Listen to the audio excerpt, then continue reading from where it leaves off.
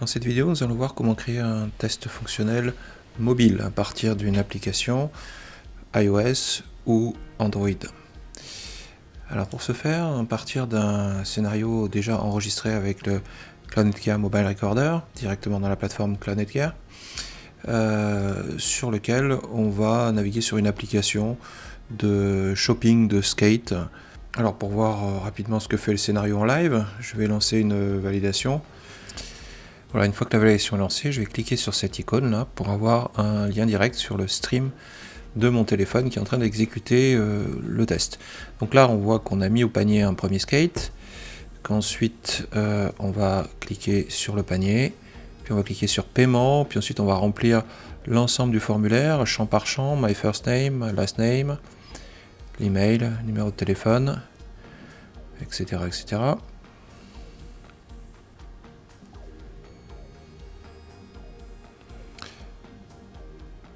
Et un swipe vertical pour continuer à remplir les champs, y compris la carte de paiement. Et ensuite, on va cliquer sur l'icône de paiement. Et ensuite, on arrive sur un écran où on va récupérer un order number et un email. Voilà, on retrouve ici toutes les étapes avec systématiquement des screenshots qui sont pris à chaque étape.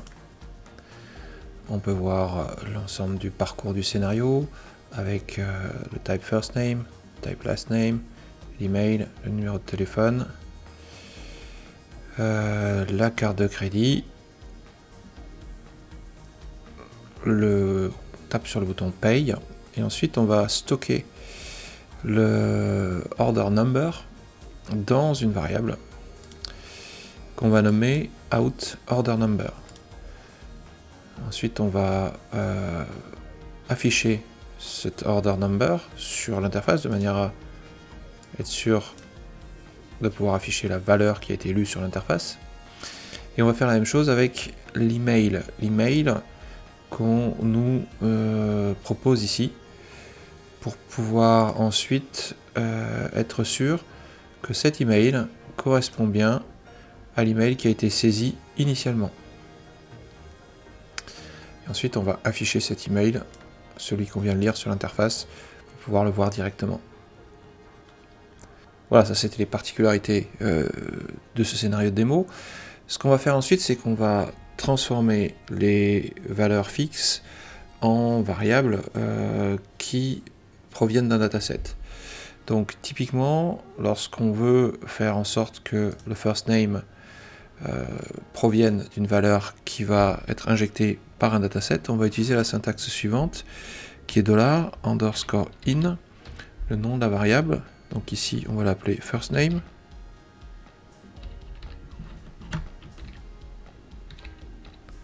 virgule, on garde la valeur par défaut et on ferme la collade. On va faire ça sur l'ensemble des valeurs que l'on souhaite voir injecté depuis un jeu de données. Là également, le nom, le last name, je souhaite que ce soit renseigné depuis un jeu de données. Faire ça sur l'ensemble des valeurs que je souhaite injecter. Voilà, donc on retrouve ensuite dans ce scénario, tout a été remplacé, toutes les variables donc, ont été systématiquement remplacées par des valeurs qui viennent d'un jeu de données. Ce qu'on a fait ici de manière particulière concernant l'email, c'est que on va stocker l'email avec une commande store depuis une variable qui vient d'un jeu de données avec une valeur par défaut dans une variable outEmail. Cette variable outEmail, c'est celle que je vais utiliser pour remplir dans l'interface le champ email ici. Je vais l'afficher avec un echo pour voir la variable qui m'est effectivement proposée depuis l'injection du jeu de données. Cette variable étant stockée, c'est cette variable qui va me permettre à la fin de faire la comparaison entre celle que je lis sur l'interface du dernier écran, qui m'est proposée ici, et celle que j'ai utilisée pour remplir mon premier formulaire. Et ensuite, je vais utiliser une commande spécifique qui s'appelle displayError, qui est conditionnelle. L'exécution du step est conditionnée au fait que une variable que je crée, qui va s'appeler isEmailNotConform, est true. Autrement dit, si les emails ne sont pas conformes, cette variable va avoir une valeur vraie, qui va donc faire que cette condition est vraie et que cette étape est exécutée, et donc le message d'erreur email not conform va être proposé dans le cadre de l'erreur. L'autre particularité qu'on va faire dans ce scénario, c'est vérifier la conformité du order number. Donc quand on regarde le order number, ici présenté, il commence par SBS underscore et ensuite un numéro. L'idée, c'est par exemple une règle métier, c'est de vérifier qu'il est systématiquement préfixé par SBS underscore.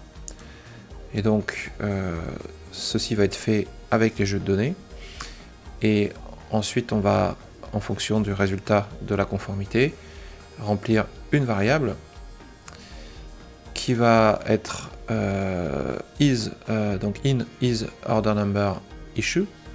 Autrement dit, si cette valeur là est vraie, l'exécution ici va être vraie, donc l'étape conditionnelle va être jouée, et on va remonter une erreur de type order number issue, de manière à signifier que dans ce cas de figure, le order number n'est pas conforme à la règle métier, qui veut qu'il commence systématiquement par SBS underscore.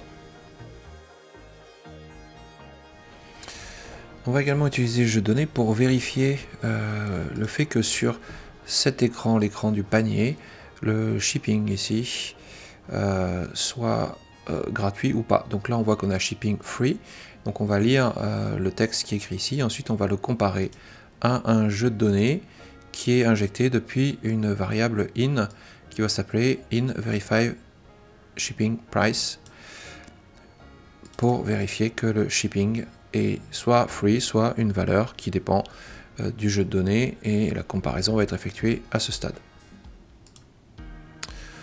On va donc, à partir de ce scénario, tout simplement maintenant créer un test fonctionnel. Donc je fais utiliser pour test fonctionnel. À partir de là, j'arrive sur l'interface de paramétrage du test fonctionnel, où je vais retrouver le scénario qui m'a servi d'origine pour créer mon test, auquel je peux ajouter un autre scénario pour les enchaîner, pour faire ce qu'on va appeler des méta-scénarios, qui vont être constitués donc une succession de différents scénarios collés l'un à l'autre. Ensuite, je vais sélectionner les devices sur lesquels je veux faire exécuter mon test, et je peux également uploader ou surcharger une nouvelle application, une nouvelle APK ou un nouveau IPA si c'est un iOS, pour faire exécuter le test sur une version plus récente de mon application. On a la possibilité d'activer un système de comparaison d'images pour être capable de vérifier les régressions graphiques, et ça c'est présenté dans une vidéo spécifique. On a la possibilité aussi de renseigner un code API pour lancer ce test depuis l'API publique de Cloud Netgear. On a également la possibilité de lancer un email qui va recevoir un mail quotidien de synthèse de l'exécution des tests de ce test fonctionnel. Donc pour ce test, on va spécifiquement activer les jeux de données. Donc ce qu'on remarque, c'est que de manière automatique, le système a parsé le ou les scénarios qui constituent ce test fonctionnel et a détecté l'ensemble des variables en entrée disponibles. Autrement dit, les variables dont il va falloir donner une valeur, qu'il va falloir renseigner par jeu de données. Et là on retrouve le first name, last name, email, etc. Toutes les valeurs à renseigner, la valeur à vérifier, et y compris les valeurs order number issue ou is email not conform, qui permettront de déclencher ou pas des écrans en erreur. On retrouve aussi les variables out qui nous permettent de les utiliser dans le cas des jeux de données. Il y a également des fonctions intégrées qui permettent par exemple de créer des emails randomisés à partir d'un préfixe et d'un suffixe, ou de comparer des chaînes de caractères. Alors comment est constitué un jeu de données? En fait, on retrouve en ligne l'ensemble des variables qui sont donc les variables qui sont en haut, et on retrouve en colonne les datasets. Et donc l'idée et le principe, ça va être de renseigner pour chaque dataset une valeur correspondant à chaque variable, qui pourra être soit une valeur fixe, soit une valeur évaluée. Alors voilà, dans ce test, l'ensemble des datasets ont été renseignés. Donc là, on retrouve 3 datasets, dataset Pierre, dataset Paul et dataset Jacques, où on retrouve par exemple pour le first name Pierre, Paul, Jacques, puis ensuite pour le last name Marty, Martin, Martel, etc. L'utilisation de la fonction random email pour générer un email aléatoire, avec un préfixe de Pierre et un suffixe de yopmail.fr, un certain nombre de valeurs fixes qui sont renseignées, et chose intéressante, le fait de chercher sur l'interface avec le verify la présence du texte shipping free, et typiquement on va chercher pour Jacques un shipping de 10 €, partant du principe que il habite à Paris et que le shipping n'est pas gratuit, et le fait de vérifier la conformité de l'email. Donc on va vérifier grâce à cette expression évaluée que les deux valeurs qui ont été lues sur l'interface, une qui s'appelle le out checkout email, elle est bien égale au out email. Si elles sont différentes, dans ces conditions, le is email not conform est true, et donc l'erreur va être renvoyée directement dans l'interface. On va ici vérifier d'une autre manière la conformité du order number. Celui-ci, ça peut être une règle métier par exemple, doit systématiquement démarrer par SBS underscore, donc on va vérifier que le out order number contains SBS underscore par exemple. Et dans le cas du dataset Paul, on va le faire exprès pour déclencher une erreur et voir ce que ça donne. On va attendre une mise en conformité qui est de l'ordre de xxx underscore. Et donc si le out order number ne contient pas xxx underscore, dans ces conditions, la valeur qui est ici va devenir true, et donc il y aura bien un order number issue qui va générer une erreur de type order issue not conform. Donc ensuite on va exécuter le test, donc on a plusieurs possibilités, on peut le lancer directement ici depuis le bouton qui est en haut à droite, on peut le lancer quand le test est inclus dans un plan de test, et donc il y a une vidéo spécifique qui est faite sur les plans de test qui explique comment on crée un plan de test et comment on exécute des plans de test avec des tests à l'intérieur de ces plans. Mais également on a la possibilité de le lancer via l'API, un appel API externe grâce au code API. Dans tous les cas de figure, on peut voir les exécutions ici dans le journal. Là, typiquement, on va aller voir le résultat de l'exécution de ce test fonctionnel. On voit qu'on a le Android Nexus 12, donc, qui est en colonne, et les 3 jeux de données qui correspondent aux exécutions donc de ce test fonctionnel. Le premier jeu de données Pierre est OK, il n'y a eu aucune erreur, tout est conforme. Ici j'ai l'ensemble de l'exécution avec les échos qui me renvoient les valeurs qui ont réellement été utilisées lors du test, l'email randomisé aléatoire grâce à la fonction random email, et l'ensemble donc des éléments que je peux voir avec les screenshots un par un, y compris le Verify Shipping Price. Dans les cas où nous avons explicitement voulu déclencher des erreurs, on retrouve une erreur de type Order Number Issue pour le dataset Paul, qui correspond à la vérification du SBS underscore, où on attendait un xxx underscore. Et donc là, on retrouve une erreur sur l'étape 24, qui me display une erreur de type Order Number Issue. Et dans le screenshot, je peux voir qu'il y a bien SBS, alors que, effectivement, j'attendais un XXX. De la même manière, j'ai une erreur différente sur le dataset Jacques, qui me dit que sur l'étape 4, cette fois-ci, j'ai un shipping free qui doesn't match avec shipping 10 €. Et effectivement, là, j'ai bien une comparaison qui me permet de voir le screenshot ou de voir l'erreur sur laquelle a été déclenchée l'erreur. Et donc, le fait que le shipping attendu était 10 € et le shipping que j'ai lu sur l'interface était free. Voilà, pour finir la présentation des tests fonctionnels, on va survoler rapidement les différentes fonctionnalités qui sont présentes dans CloudNetGear concernant les tests fonctionnels et qui sont présentées dans d'autres vidéos spécifiques.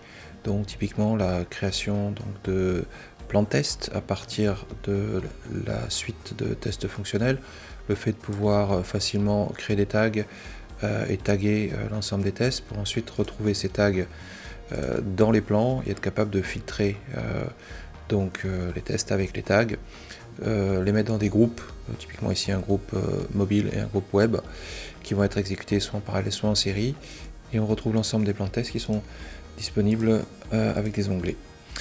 Ensuite, ces plans de test vont se transformer en plans d'exécution, où on va retrouver donc l'ensemble de l'exécution des plans. Et ici, on a un plan qui est exécuté 4 fois, dont 3 fois en erreur. On peut remonter sur les différentes itérations. Et donc là, par exemple, on voit l'itération du 18.08 avec les tests mobiles, où par exemple, ici, on peut directement aller voir les erreurs que l'on a explicitement détaillées tout à l'heure. La possibilité à tout moment de rajouter un commentaire sur cette itération et de valider le fait qu'elle a été vue par un humain pour être capable ensuite de reporter tout ça dans un rapport où on a un certain nombre de KPI et d'informations qui sont remontées directement, exportables en PDF. Potentiellement, chaque test peut détecter des bugs dans l'application. Et donc on va répertorier ces bugs ici grâce au bug tracking, ou par exemple sur cette exécution-là de test fonctionnel, on va répertorier un nouveau bug qui va être de type scénario par exemple. Donc on met en commentaire, on peut lui donner un état, et on peut lui associer un ID externe qui va permettre de répertorier ce bug dans un outil potentiellement externe, tel que Jira par exemple. Ici on voit que le bug a déjà été renseigné, et donc c'est le fait que le format, le order number soit non conforme. Il est open, il y a un ID externe, un ID externe qui est présent 2 fois, ça veut dire quoi? Ça veut dire que en fait, à 2 endroits, le même bug a provoqué des erreurs dans 2 scénarios, et donc dans 2 exécutions différentes, et donc il est ici présent à 2 endroits, mais physiquement c'est le même bug qui est traqué de la même manière. On a la possibilité aussi d'avoir un lien externe, qui permet soit de renseigner des informations dans l'outil externe, soit d'envoyer des informations détaillées à des utilisateurs uniquement grâce à un lien. On retrouve l'ensemble des bug tracking ici dans une liste où on est capable directement de voir et de filtrer les différents états d'avancement de traitement des bugs. Et si un bug est présent donc, dans plusieurs tests, on peut les regrouper. Ici, on trouve que le bug qui s'appelle ext1234 est présent à 2 endroits, et donc ça fait partie d'un lot qui va évoluer de manière commune.